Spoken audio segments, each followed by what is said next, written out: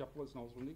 దీన్ని గడిచిన 7 నెలల్లో మీరందరూ చూస్తే కూడా అమరావతికి సంబంధించి దాదాపుగా 15,000 కోట్ల రూపాయలు ఏదైతే సెంట్రల్ గవర్నమెంట్ వైపు నుంచి ఫండ్ రావడం జరిగింది. హట్కో నుంచి 11,000 వచ్చినాయి. ఇది రివాల్వింగ్ ఫండ్, అంటే ఈ సంవత్సరం వచ్చినాయి, ఇంకా నెక్స్ట్ 4 సంవత్సరాలు కూడా దీన్ని తీసుకొచ్చేదానికి ఇంకా 15,000 కోట్లతో అయిపోదు. క్యాపిటల్ అనేది ఇంకా తీసుకురావాల్సిన అవసరం దానికి అది వస్తూనే ఉంటుంది. రెండవది విశాఖపట్నం స్టీల్ ప్లాంట్. ముఖ్యంగా వైజాగ్ ప్రాంత ప్రజలు, ముఖ్యంగా ఆంధ్ర ప్రజలు అందరూ కూడా అడిగారు, ఇది ఎమోషన్తో కూడుకుంది, దీన్ని ప్రైవేటైజ్ చేయడానికి వీలు లేదని చెప్పి దానికి కూడా దాదాపు 11,440 కోట్ల రూపాయలు తీసుకొచ్చి రీస్ట్రక్చర్ చేసుకోగలిగాం.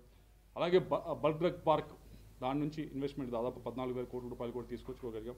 అలాగే డెవలప్మెంట్ ఆఫ్ బ్యాక్వర్డ్ డిస్ట్రిక్ట్స్, వీటి గురించి గట్టిగా తీసుకొచ్చేదానికి ముఖ్యమంత్రి గారు ప్రతిసారి కూడా అడుగుతూ ఉన్నారు. దీని ద్వారా ఏదైతే ఇరిగేషన్ సంబంధించి మిగతా వాటికి సంబంధించి ప్రాజెక్ట్స్ ఉన్నాయో వీటన్నిటిని పూర్తి చేయాలంటే ఈ బ్యాక్వర్డ్ డిస్ట్రిక్ట్స్ సంబంధించిన ఫండ్స్ వస్తే కనుక తొందరగా చేసేదానికి ప్రయత్నిస్తూ ఉన్నాం.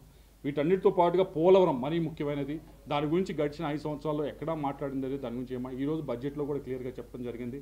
దీనికి 12,000 కోట్ల రూపాయలు ఇవ్వబోతామని అని చెప్పి, ఇది కూడా ఒక 12,000 కోట్లతో అయిపోయే ప్రాజెక్ట్ కాదు, ఇంకా రావాల్సి ఉంది. ఇది వచ్చే సంవత్సరం ప్రతి బడ్జెట్లో కూడా దీన్ని ఎన్హాన్స్ చేసుకుంటూనే ముందుకు వెళ్తూ ఉంటాం.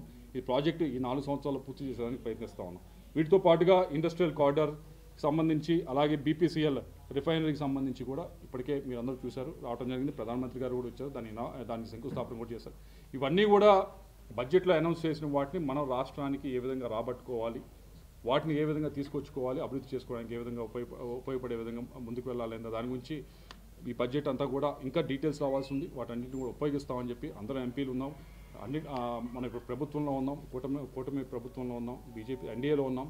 కాబట్టి సింహభాగం ఏదైతే అనౌన్స్ చేశారో వీటిని ఎక్కువగా ఆంధ్రప్రదేశ్కి వస్తాయని చెప్పి పూర్తిగా నమ్ముతూ ఆర్థిక మంత్రి నిర్మలా సీతారామన్ గారికి మరొకసారి అభినందనలు తెలియజేసుకుని సెలవు.